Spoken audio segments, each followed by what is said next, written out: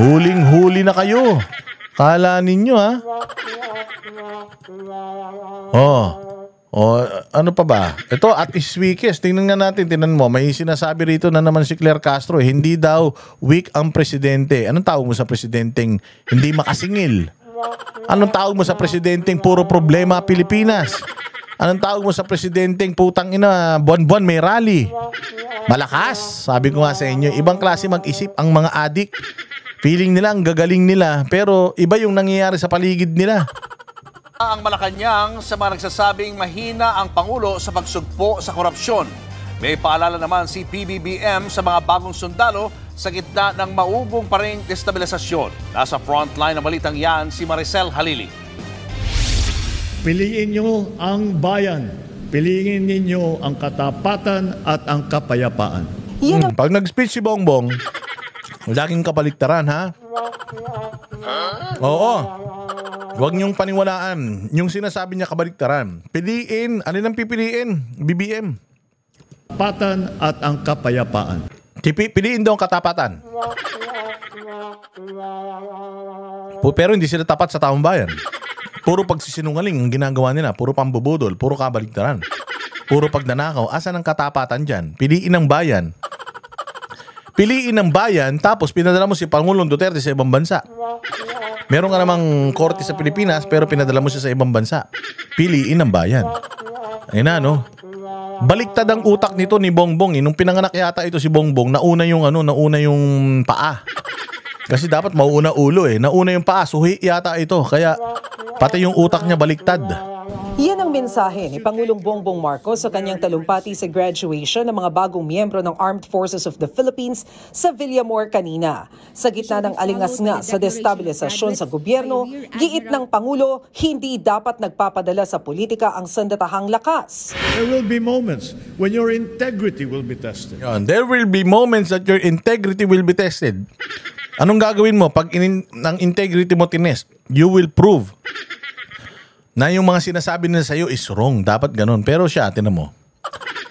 Sinasabihan niyo yung mga sundalo na akala mo naman, akala mo naman nagpa-drug test siya nung sinabing addict siya.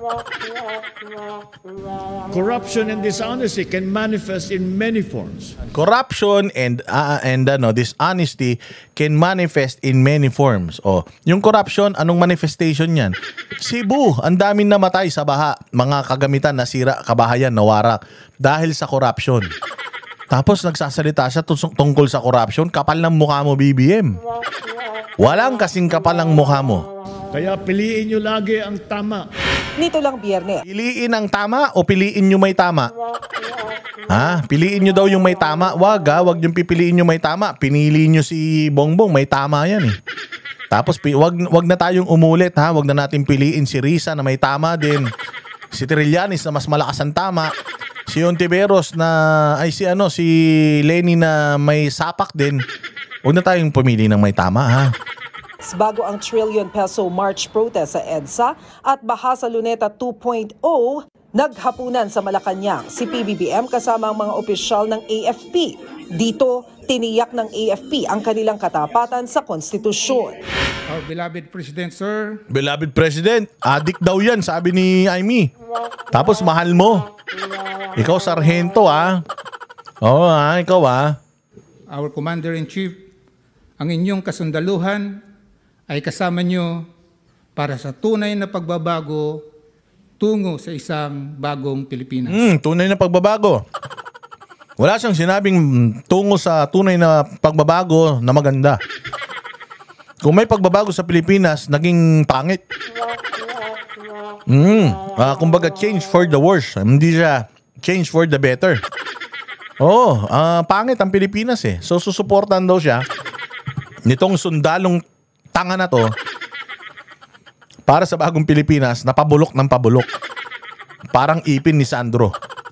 Sa kabila niyan, meron pa ring mga kritikong nagsasabing at his weakest si PBBM sa pagresolba sa korupsyon. Buwelta ng palasyo. Ang dami na po na napaaresto, marami na po rin na kinasuhan, marami na po na naibalik na pondo. Maraming binalik na pondo, gagi. Hindi nyo maibalik yung 14.4 million na inabono nyo naibalik. Ina to mga sinungaling talaga. Sabi ko nga sa inyo, basta addict, ganyan. Ito ba yung weakest na masasabi natin? Oo, mantakin mo, saan ka makakita? Linggo-linggo may rally. Buwan-buwan may rally, hindi weakest yan. Ang panahon ba ni Pangulong Duterte may ganyan? May pandemic pa? Wala namang mga ganyang nangyayari, nagre-reklamo mga tao. Ngayon, pagkarami-rami nagre-reklamo, tingnan ninyo. Ganyan sila kagago. Wala silang pakialam sa reklamo ninyo, wala silang naririnig na reklamo ninyo. Basta para sa kanila, nasa kapangyarihan sila. Yun ang importante sa lahat. Hanggat di sila napapatalsik, magaling sila. Yun lang yun. Ito naman ang sagot ng Malacanang sa mga panawagang magbitiw si PBBM. Madali po kasing sumigaw na bumaba sa pwesto. Pero kung papaano papalakarin at pamumunuan ang gobyernong ito kapag bumaba ang Pangulo, ano kaya ang kanila masasabi? Marami. Sabi ko nga sa'yo, kung papalit si Inday Sara, tignan mo nangyari sa Davao. Davao, walang utang. Ganda-ganda ng Davao.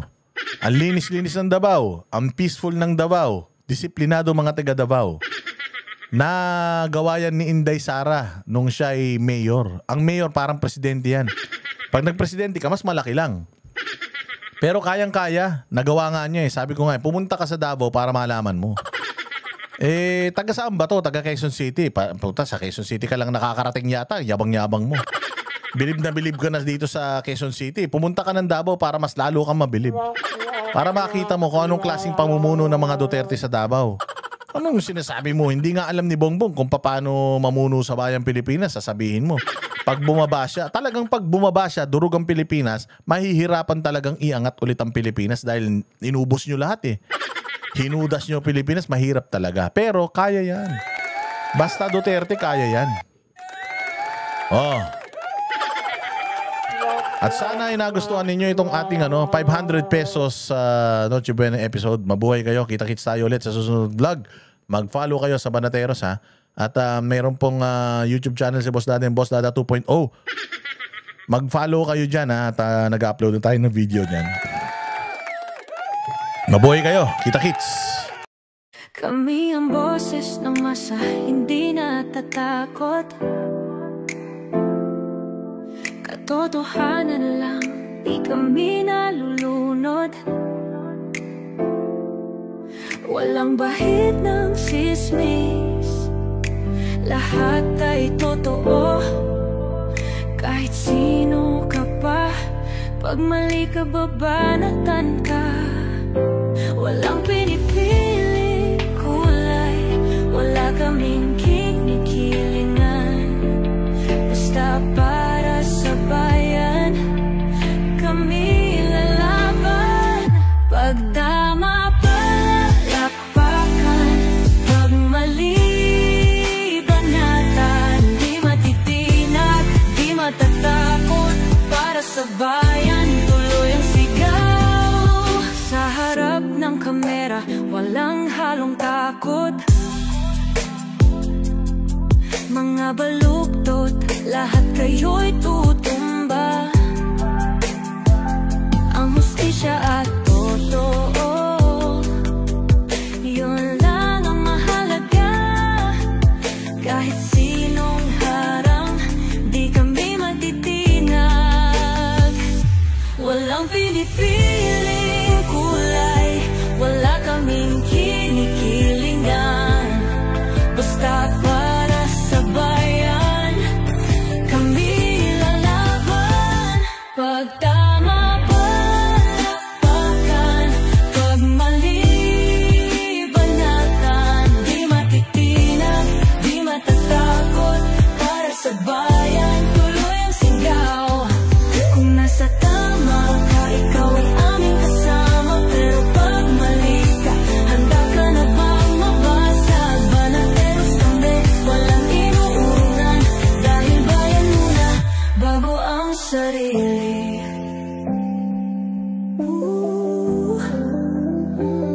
Bago ang sarili.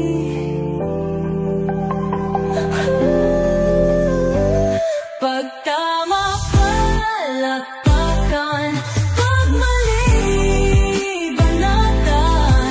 Banateros ang sigaw, katotohanan ang laban.